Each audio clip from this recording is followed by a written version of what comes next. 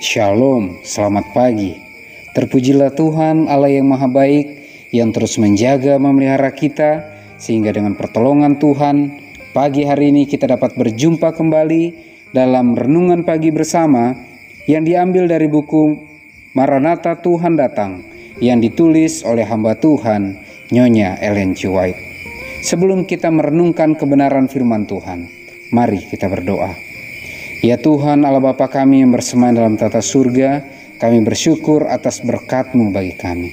Terima kasih banyak atas kesempatan yang indah bagi kami untuk merenungkan firman Tuhan di pagi hari ini. Berbicaralah ya Tuhan, karena kami telah siap untuk mendengarkan. Dalam nama Yesus kami berdoa. Amin. Pekabaran firman Tuhan pada pagi hari ini berjudul Penghukuman 1000 tahun. Ayat intinya diambil dari 1 Korintus 6 ayat yang ketiga. Tidak tahukah kamu bahwa kita akan menghakimi malaikat-malaikat? Jadi, apalagi perkara-perkara biasa dalam hidup kita sehari-hari. Keterangannya, selama 1000 tahun di antara kebangkitan pertama dan kedua, penghakiman bagi orang-orang jahat berlangsung. Rasul Paulus menunjukkan bahwa penghakiman ini adalah suatu peristiwa yang mengikuti kedatangan yang kedua kali. Karena itu, janganlah menghakimi sebelum waktunya, yaitu sebelum Tuhan datang. Ia akan menerangi juga apa yang tersembunyi dalam kegelapan, dan ia akan memperlihatkan apa yang direncanakan di dalam hati. 1 Korintus 4 ayat yang kelima. Daniel memaklumkan bahwa apabila yang lanjut usianya datang, keadilan diberikan kepada orang-orang kudus milik yang maha tinggi. Daniel 7 ayat yang ke-22. Pada saat ini, orang-orang benar memerintah sebagai raja-raja dan imam bagi Allah. Yohanes dalam Wahyu berkata, "Aku melihat tata-tata dan orang-orang duduk di atasnya. Kepada mereka diserahkan kuasa untuk menghakimi. Mereka akan menjadi imam-imam Allah dan Kristus, dan mereka akan memerintah sebagai raja bersama-sama dengan Dia 1000 tahun lamanya." Wahyu 20 ayat 4 dan 6.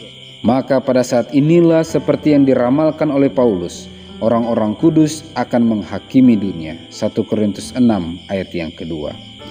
Bersama-sama Kristus mereka menghakimi orang-orang jahat, membandingkan perbuatan mereka dengan buku undang-undang yaitu Alkitab, dan memutuskan tiap-tiap perkara sesuai dengan perbuatan yang dilakukan dalam tubuh.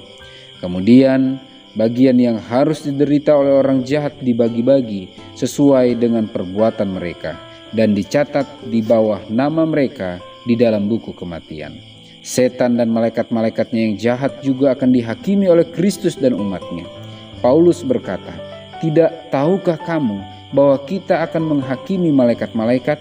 Ayat yang ketiga.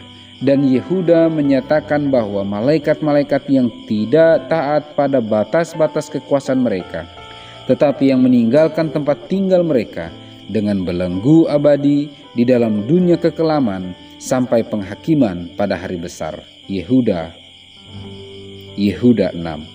Pada akhir masa 1000 tahun, kebangkitan kedua akan berlangsung. Lalu orang-orang jahat akan bangkit dari kematian dan muncul di hadapan Allah untuk pelaksanaan hukuman yang telah tertulis. Begitulah Sang Pewahyu telah melukiskan kebangkitan orang-orang benar berkata, tetapi orang-orang mati yang lain tidak bangkit sebelum akhir masa 1000 tahun itu. Wahyu 20 ayat yang kelima. Dan Yesaya memaklumkan mengenai orang-orang jahat. Mereka akan dikumpulkan bersama-sama seperti tahanan dimasukkan dalam liang. Mereka akan dimasukkan dalam penjara dan akan dihukum sesudah waktu yang lama. Yesaya 24 ayat yang ke-22. Penghukuman 1000 tahun. Pekabaran firman Tuhan pada pagi hari ini mengingatkan kita jangan menghakimi sebelum waktunya. Karena apabila waktunya tiba, ketika Yesus telah menjemput umat-umat Tuhan pada waktu kedatangannya yang kedua kali, maka umat-umat Tuhan akan diizinkan untuk menghakimi baik orang-orang jahat, bahkan malaikat-malaikat jahat sekalipun. Dan saat itulah umat-umat Tuhan akan memutuskan tiap-tiap perkara sesuai dengan perbuatan yang telah dilakukan. Dan kemudian bagian yang harus diderita oleh orang jahat akan dibagi-bagi sesuai dengan perbuatan mereka. Untuk itu, Mari dengan pertolongan Tuhan, persiapkan diri, keluarga, jemaat dimanapun kita berada untuk siap menyambut kedatangan Tuhan yang kedua kali. Sehingga dengan pertolongan Tuhan saja kita akan terluput dari penghukuman itu.